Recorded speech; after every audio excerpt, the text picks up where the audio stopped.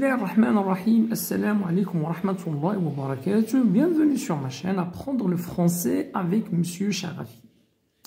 Alors dans cette vidéo, Inch'Allah, on va découvrir, voilà d'accord, la pièce de théâtre, tragédie moderne, voilà, Antigone de Jean Anouilh.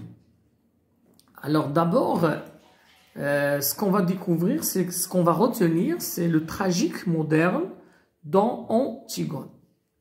Alors, la tragédie met en scène des héros marqués par le malheur, luttant contre des forces qui les dépassent.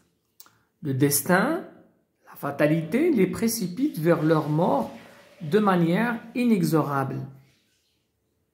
Alors, la tragédie, c'est une pièce de théâtre où l'on met en scène des personnages héroïques, par exemple des princes, des princesses, des rois, des personnages bibliques marqués par le malheur.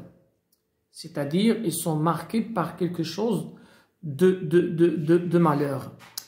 Et ces personnages, ils luttent contre des forces qui les dépassent.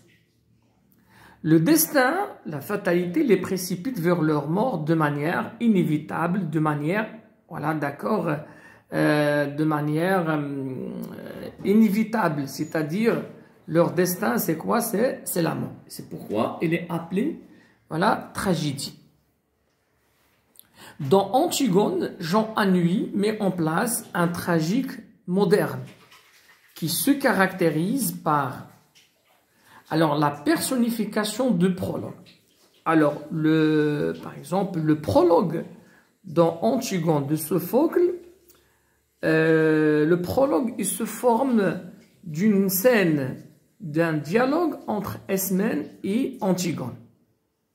Alors que Jean Anouilh, qu'est-ce qu'il a fait? Alors, il a personnifié ce texte qui est le prologue.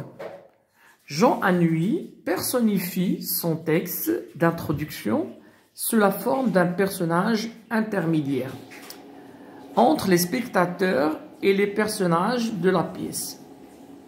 Son discours a une fonction informative. Il correspond à la scène d'exposition des pièces classiques. Donc, le tragique, voilà, donc la tragédie moderne d'Antigone, alors, se caractérise tout d'abord par la personnification du prologue. C'est-à-dire, Jean Anouilh a personnifié le prologue, qui est au départ un texte. Alors, qu'est-ce qu'il a fait Jean Anouilh?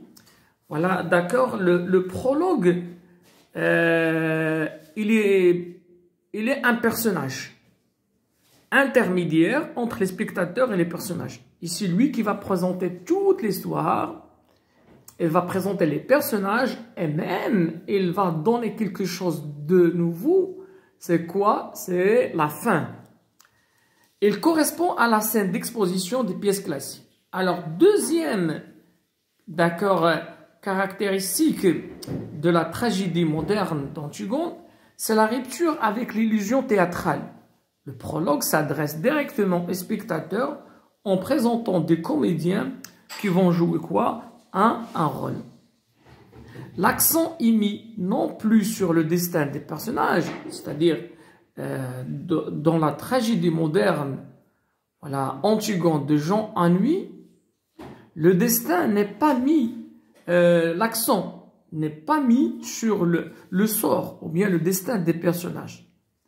Leur mort est annoncée, voilà, au début, étant connue de tous. Mais elle est accentuée, la tragédie est accentuée sur la manière dont la piège va se refermer sur eux. C'est-à-dire, de quelle manière, comment ces gens ont trouvé la mort à la fin? Alors, qu'est-ce qui les a conduits à la mort? Enfin, donc, rupture avec le contexte antique. Donc, Jean Anouilh a rompu avec le contexte antique, c'est-à-dire le mythe d'Antigone.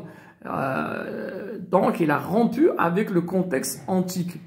C'est-à-dire, c'est une pièce plus moderne. La familiarité des attitudes, les anachronismes donnent une dimension voilà, contemporaine. C'est comme si l'histoire se passe voilà, au XXe siècle. L'aspect religieux est évacué, les dieux de Sophocle n'apparaissent plus. Voilà, c'est ce que vous devez retenir du tragique moderne dans Antigone.